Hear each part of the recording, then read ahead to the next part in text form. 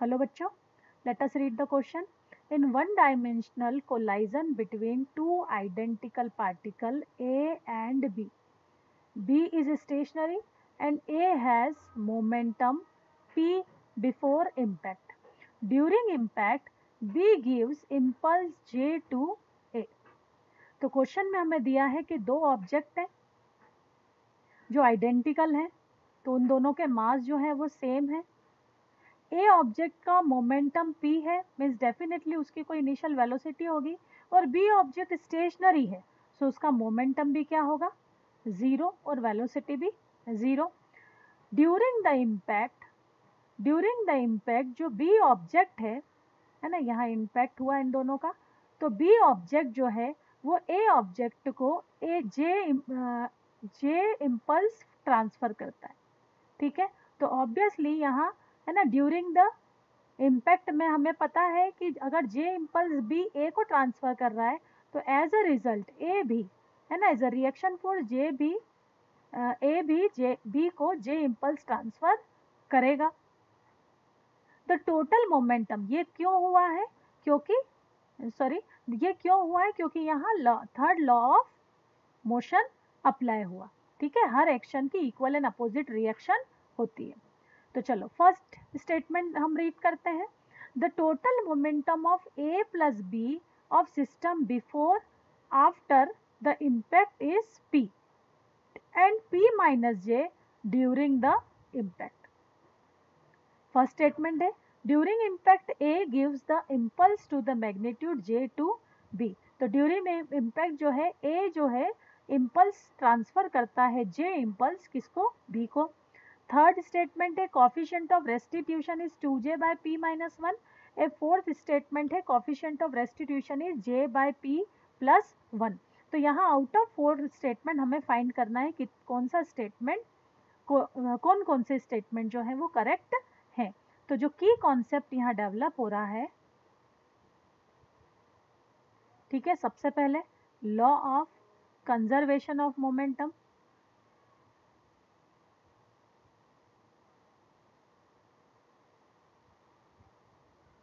Second concept हमें develop करना है इम्पल्स का। इम्पल्स क्या होती है, इम्पल्स जब किसी ऑब्जेक्ट पर, है ना, इम्पल्स को जे से शो किया जा रहा है ना, जब किसी ऑब्जेक्ट पे फोर्स स्मॉल टाइम के लिए अप्लाई होता है, ठीक है, तो उसे इम्पल्स कहते हैं।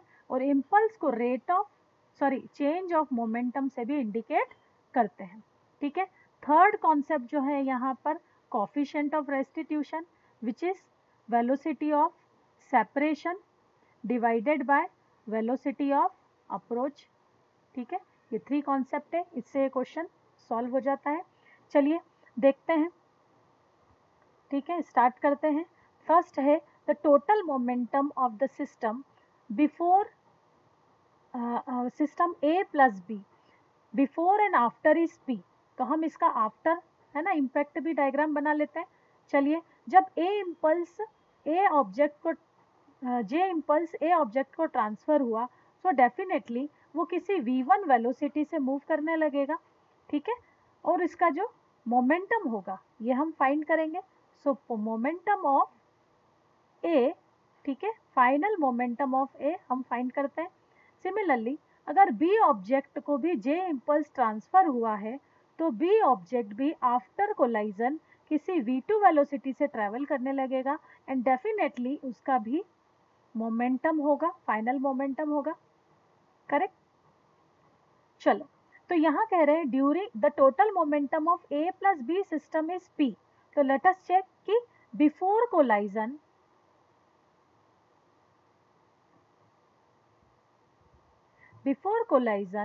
मोमेंटम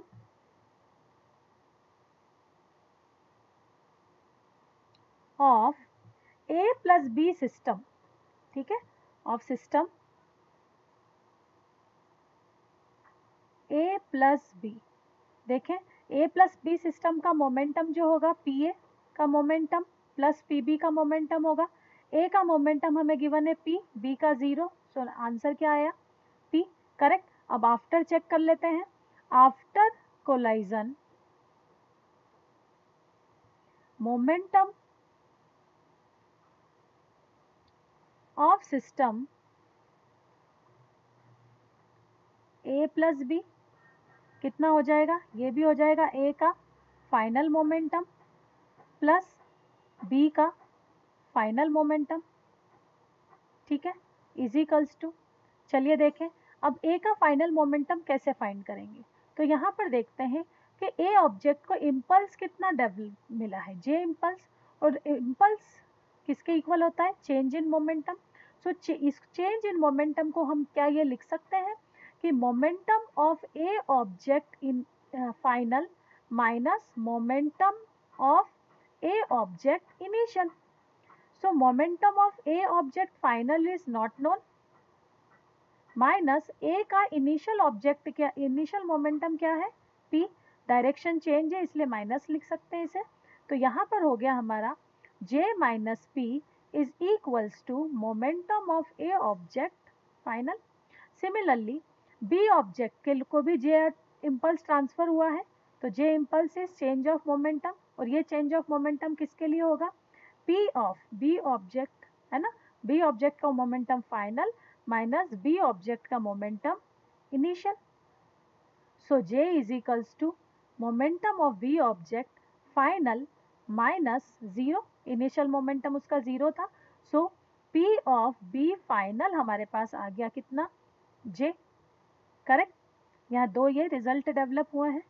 तो A प्लस बी सिस्टम का जो फाइनल मोमेंटम है उसकी वैल्यू हो जाएगी J माइनस P, ठीक है, J माइनस P प्लस जे, लेकिन ये डायरेक्शन जो है दोनों की, है ना, जे माइनस पी, ए का जो मोमेंटम था वो अपोजिट डायरेक्शन में था बी के, तो यहाँ पर हम अप्लाई कर देते हैं, therefore it will be minus J plus P plus J, that will cancel, final momentum भी कितना आया ए प्लस बी सिस्टम का पी।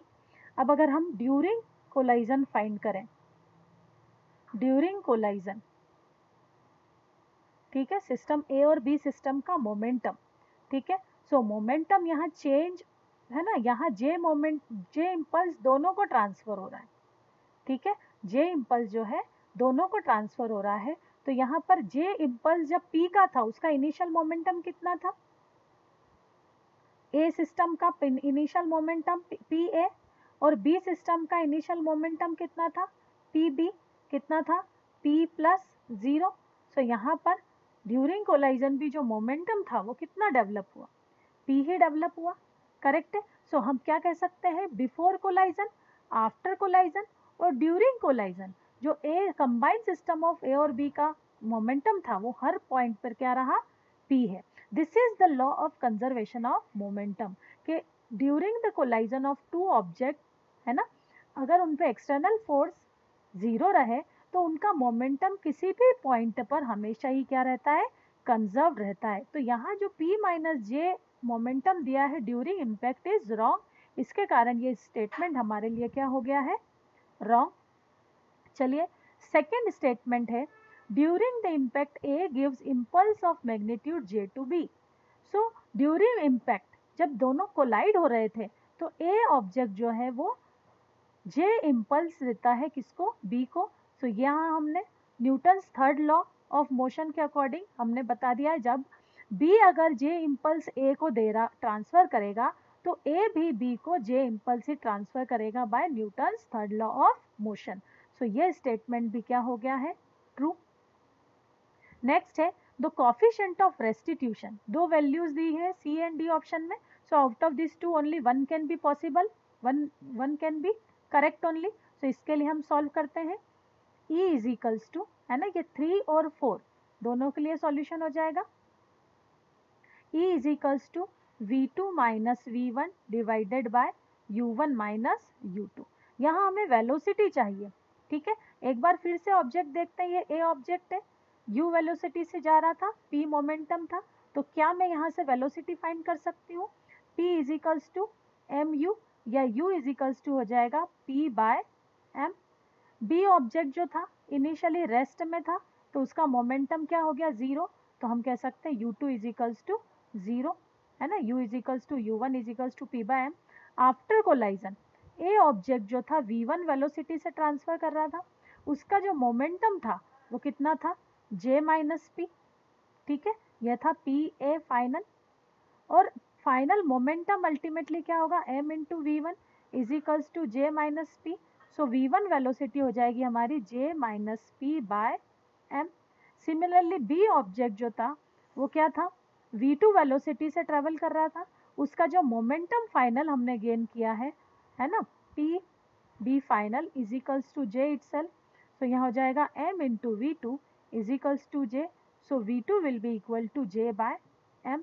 वैल्यू अप्लाई कर देते हैं, v2 वैल्यू हो जाएगी हमारी j बाय m माइनस, ठीक है, v1 जो है अपोजिट डायरेक्शन में है, सो ये एक और बार माइनस अप्लाई हो जाएगा, दैट इज, है ना, ये हो जाएगा हमारा j minus p by m, okay, by u1 is p by m minus 0. Finally, when we solve, j by m plus j by m minus p by m divided by p by m. So this will gives us 2j minus p divided by m by p by m. ये cancel out. So E is equals to 2j by p minus 1. This is the coefficient of restitution. So option C is, है ना, ये option C जो है हमारा true है और ये जो हो जाएगा हमारा false. So out of this 4 B option and C options are correct. I hope this is clear to you. Thank you.